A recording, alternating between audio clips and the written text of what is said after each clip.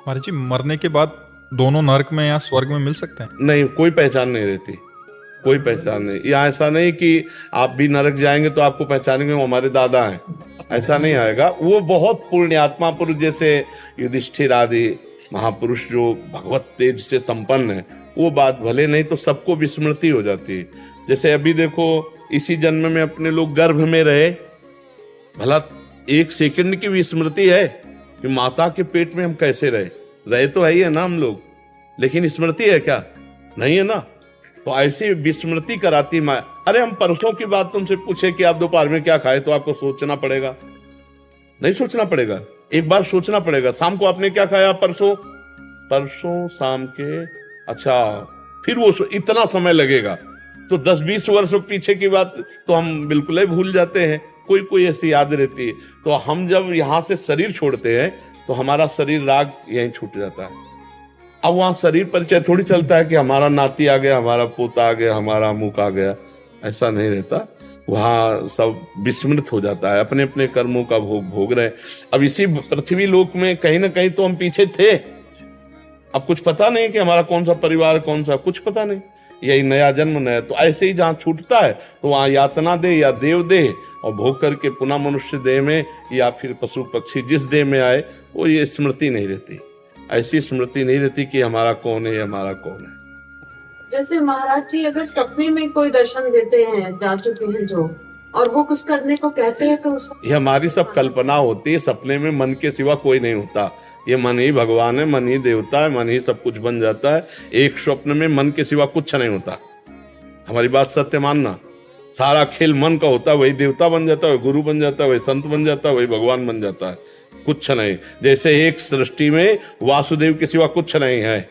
अब तुम्हें ज्ञान नहीं है इसलिए तुम्हें लगेगा कि कैसे कुछ नहीं है, पापी है, पुण्यात्मा है, स्त्री है, पुरुष है, जड़ है, चैतन्य। ऐसे स्वप्न में एक मन के सिवा कुछ नहीं होता। एक बार राजा जनक ने देखा कि वो बहुत गरीब आदमी हो गए, उनका राज्य छिन गया।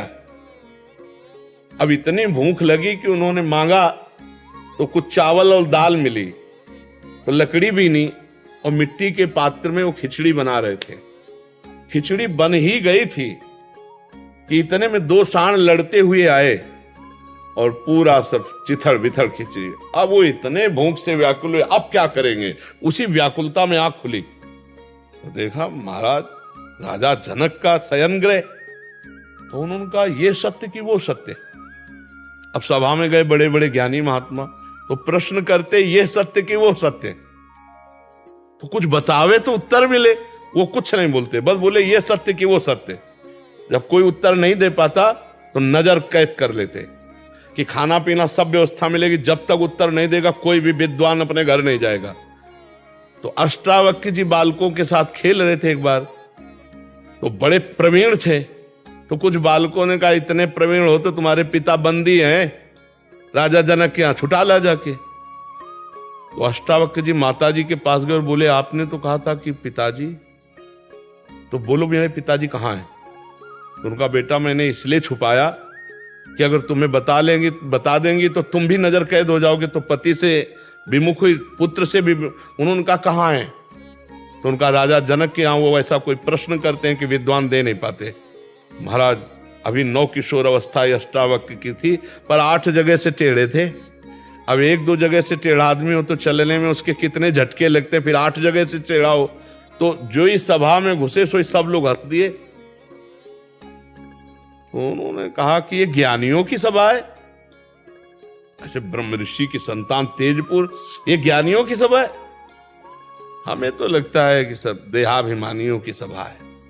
और उन्होंने तो जो शब्द कहे वो थोड़ा, तो राजा जनक ने कहा ब्रह्म ऋषि बालक होकर ऐसी असभ्य वार्ता क्यों करते हो?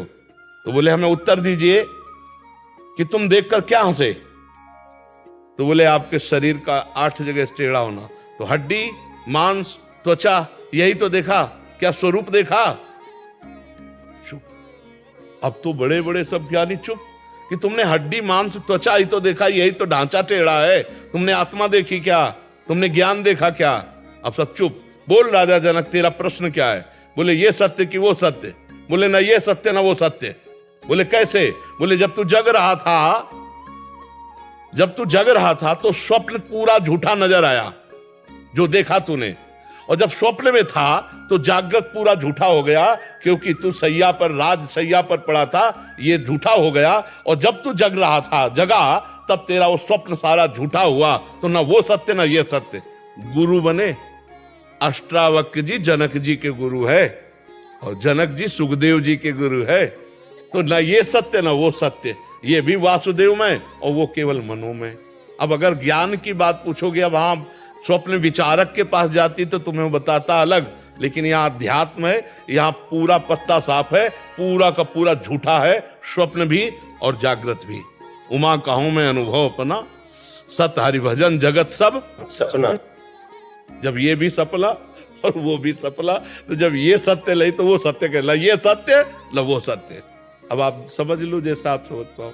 महाराज जी, ये जो 15 दिन के अंदर क्या करना चाहिए जैसे मोक्ष प्राप्ति चलती रहे, 15 दिन में क्या फॉलो करने चाहिए? ये जो पितर के हैं, हाँ, इसमें खूब नाम जप करना चाहिए, और अपने उपरोहित के अनुसार पिंडदान की पद्धति जो होती है वो जरूर करना चाहिए।